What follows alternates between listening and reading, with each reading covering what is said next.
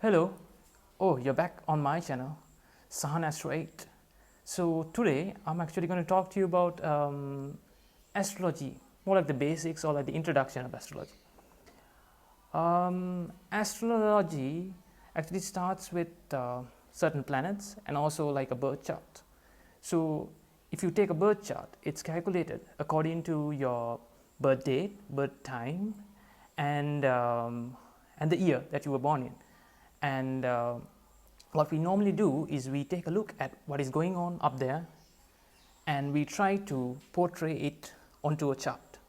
So maybe when you're born on a certain day, your Saturn might be on your first house, Jupiter might be on in your seventh house, and so on. So we try to take in all these information and try to interpret what is going on within you, what kind of person you are, because the horoscope helps to describe a lot about a person, whether what kind of characteristics they have and what sort of the things they like, what kind of things they dislike. So that's roughly what a horoscope is about.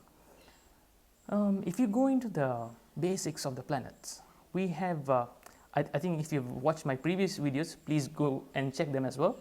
I've talked a lot about Saturn, Rahu and Ketu. So Saturn, Rahu and Ketu are some of the main ones that I prefer when I do an astrology reading. But in addition to these, you do get Jupiter, Venus, Mercury and Mars. And I would class those four into another group as well. So I've taken Saturn, Rahu and Ketu as one group. I've taken Jupiter, Mercury, Mars and Venus as another group. And then the two remaining ones, which are Sun and the Moon, which are pretty much the most important ones in terms of a personality, in addition to a lot more other things. But because Sun is basically what you are, they describe the Sun as the soul, because you are somewhat of a soul, because you're of energy, but you're represented as a soul. It's what the world sees about you. That's basically the Sun. While the Moon, on the other hand, is what you think inside. Like, it's what is your thinking pattern. So you can go venture a lot more into these areas once you get someone's chart. Yeah, so you might realize that I haven't talked about Neptune, I haven't talked about Uranus or Pluto. These are planets that we don't usually use in Vedic astrology, but we do use them in Western astrology. But of course they do have some meaning as well. It's just that they take a longer time to travel around the earth, so their changes are more long term. So we as Vedic astrologers tend to not use them as much as we use the rest of them.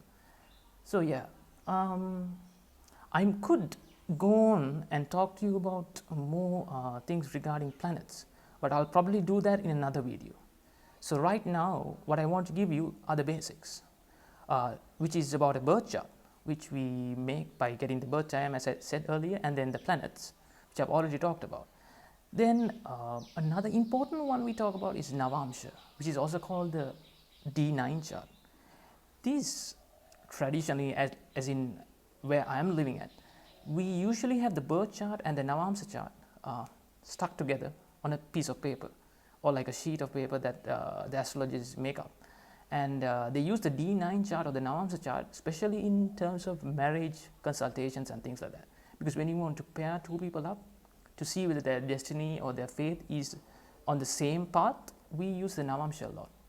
But there are a lot more other things that you use to figure out what's going on with a person's life. So these are basically the basics. So thanks a lot for watching my video. Give me a like, please subscribe, and yeah, put down those comments down there, because I really need them to make some great videos. Thank you.